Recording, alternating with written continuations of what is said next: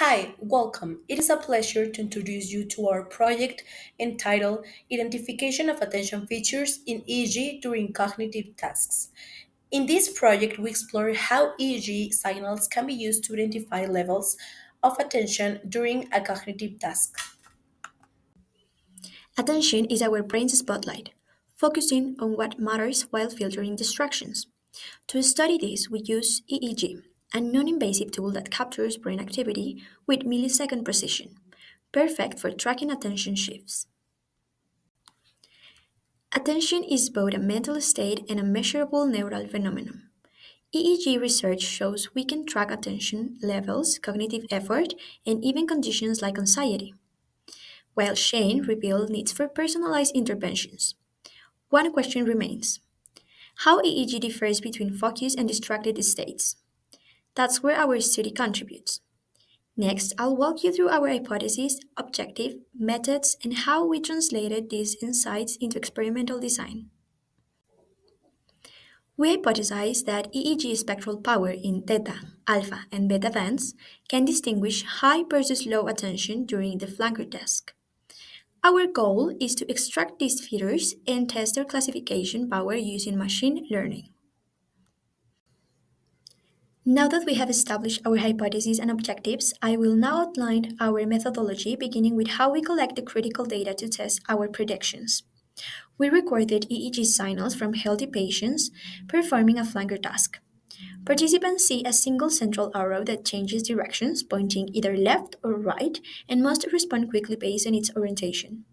This test under two design conditions: high attention condition. In this state, participants were fully engaged, focusing intently on correctly identifying the central arrow direction, and low attention. Here, participants were instructed to respond randomly, simulating a distracted state. This dual condition design allows us to isolate EEG features specific to attentional engagement. Next, the EEG acquisition. We use a high precision GUS bump amplifier with a sampling rate of 256 Hz, and 8 electrodes were strategically positioned over frontal and central regions: F3, FZ, F4, C3, CZ, C4, targeting areas known for attention control like the prefrontal cortex. Now let's present the methodology. EEG preprocessing was done using MATLAB and the Filtrip toolbox. We applied a bandpass filter from 3 to 35 Hz to isolate theta, alpha, and beta bands, and a notch filter at 60 Hz to remove electrical noise. We also applied common average referencing to reduce spatial artifacts and crop the data between task markers. Then, EEG signals were segmented into 7-second epochs, 321 trials, and we applied automatic artifact rejection using variance thresholds to ensure clean and usable data. After cleaning and segmenting the data, we performed frequency analysis using multi-taper FFT to extract power spectral density in the theta, alpha, and beta bands. These features were then used to train a decision tree classifier.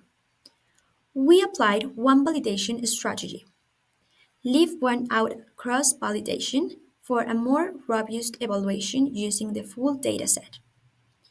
This exhaustive method eliminates sampling bias and gives us complete confidence in our classifier's performance. Now that we know how our methodology was, let's see what these carefully validated results reveal about decoding attention from EEG signatures. In this slide, we present the first set of results of the behavioral performance of our participants during the flanker test, measured using the Pebble software. On the left, we have a bar graph that displays the percentage of correct responses of each participant under the both conditions, with attention and without attention. As we can see, all participants performed significantly better when they were fully focused on the task. In the low attention condition, accuracy dropped sharply, confirming that the distraction instructions effectively impacted task engagement. On the right, we show a box and whisker at comparing reaction times under both conditions. When the task was performed with attention, the reaction times were more consistent across participants, resulting in a lower standard deviation, and the central mark in each box represents the average time it took participants to respond. In contrast, under the no attention condition, the variability in response time increased, as shown by the wider spread and higher standard deviation. The plot on the left shows the average power spectral density in each frequency band. We observed that theta power was significantly higher during low attention compared to high attention, which is consistent with a previous research linking theta to inattention or distraction. Alpha and beta differences were smaller, though beta also showed a slight increase in the distracted condition. On the right, we show the feature importance for classification. Most informative feature was beta activity at F3, followed by alpha and beta at C3, which highlights the role of frontal and central regions in attention processing. We use the leave one out cross validation to evaluate our model with maximum data efficiency. It achieved an average accuracy of 91.59% with an error of 1.55 percentage with strong sensitivity and specificity. The confusion matrix shows the model correctly classified and 294 out of 321 trials with only a few false positives and negatives. The outrock of 0.90 confirms an excellent discriminative ability between high and low attention, supporting our hypothesis. Looking at the final performance metrics, we achieved an average accuracy of 91.59% with a standard deviation of just 1.55%. This shows consistency across the trials. Rapidly mentioning another cross validation technique that was used was the 70-30 training with 70 and trying with 30, with an 88% accuracy. The outlook was 0.90, confirming excellent discriminative power, and interestingly, theta power was higher during low attention, which aligns with the findings in the literature. However, beta power was also slightly higher in low attention, which may be related to specific task dynamics or how conditions were labeled. These findings are promising for practical applications like ADHD diagnosis or cognitive monitoring. We also saw that frontal and central channels, specifically in the alpha and beta bands, serve as useful biomarkers for attention.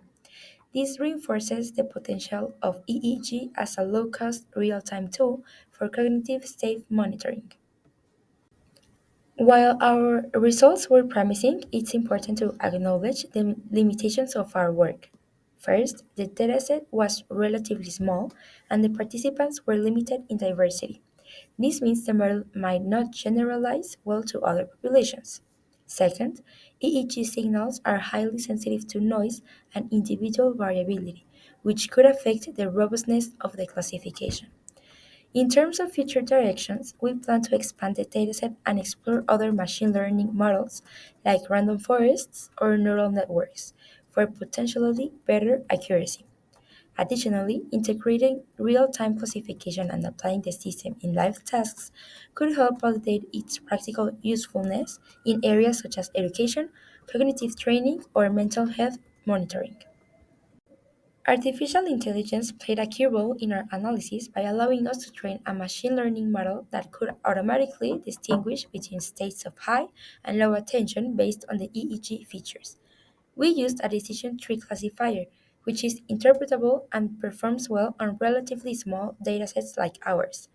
By extracting power from theta, alpha, and beta bands across multiple electrodes, the model learned to associate certain brainwave patterns with cognitive engagement.